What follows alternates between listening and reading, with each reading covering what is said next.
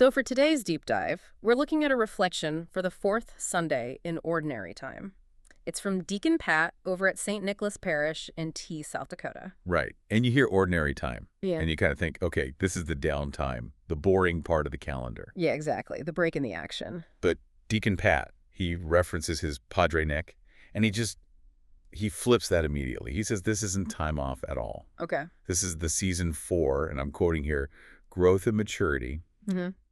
We're in that space between the big spiritual high of Christmas and, the intensity of Easter. So this is where the actual work happens. This is the work season. Yeah. And if that's the case, the job description is pretty intimidating. It is. He points us straight to Matthew chapter 5, the Beatitudes. Which is, you could argue it's the most challenging text in the New Testament. Oh, for sure.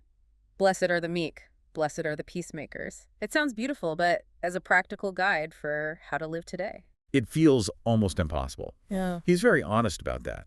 Deacon Pat just admits that these standards can feel, completely out of reach. Right, because our world rewards the exact opposite. It rewards being loud, not meek. Exactly. So if you're looking at the Beatitudes like a checklist, like something you have to achieve through your own willpower, well, you're set up to fail. So the advice isn't just to, try harder? Because that's a recipe for burnout. No, not at all. And this is really where the lesson begins. He says if it feels impossible, it's because we're looking through the wrong lens. Okay, so what's the right lens? He says we need to swap out the lens of obligation and put on the lens of a grateful heart. All right, but let me just play devil's advocate for a second. Isn't telling someone to be grateful when they're struggling just a bit dismissive? Like, don't worry, be happy. It would be. Yeah, if the goal was just to feel better. But he's getting at something more mechanical. It's about a shift in focus.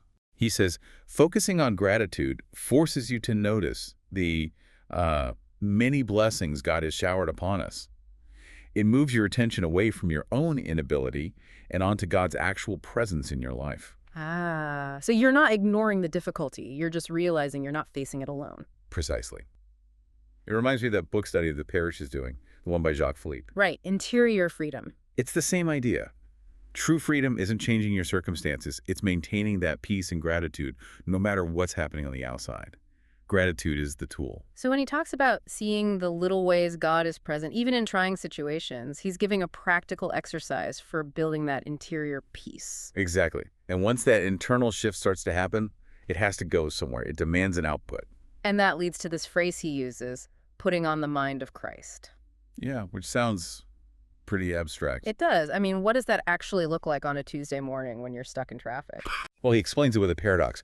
God's love is a gift, but, and this is the key, it's only, quote, received well when we find a way to give it away to others. Wait, say that again. I don't really have the gift until I give it away. In a way, yes. It's like a current. If you try to just hold on to that gratitude or that sense of peace, it just stagnates. The mind of Christ is about flow. Okay, so you receive a blessing, you feel the gratitude for it. And that energy naturally has to go somewhere. It overflows, it spills into your family, your community. So it stops being a rule, like I must be a peacemaker, and it becomes more of a reflex, like I'm sharing peace because I'm filled with it. That is the cycle. Awareness of being loved leads to gratitude, which leads to sharing that love. And Deacon Pat gives us a way to sort of kickstart that cycle this week. He wants us to ask a question. A very direct question. He says to ask God, how can I share this gift of love with others? Specifically thinking about the people you're going to see every day. It's a powerful way to look at ordinary time. It suggests the really extraordinary changes don't just happen on the big holidays. They happen in the middle of our regular, seemingly boring weeks. The season is only ordinary if we're not paying attention. Something to think about. If the Beatitudes feel impossible to you right now, maybe ask yourself, is the standard too high, or is my lens just focused on the wrong thing? Thanks for listening.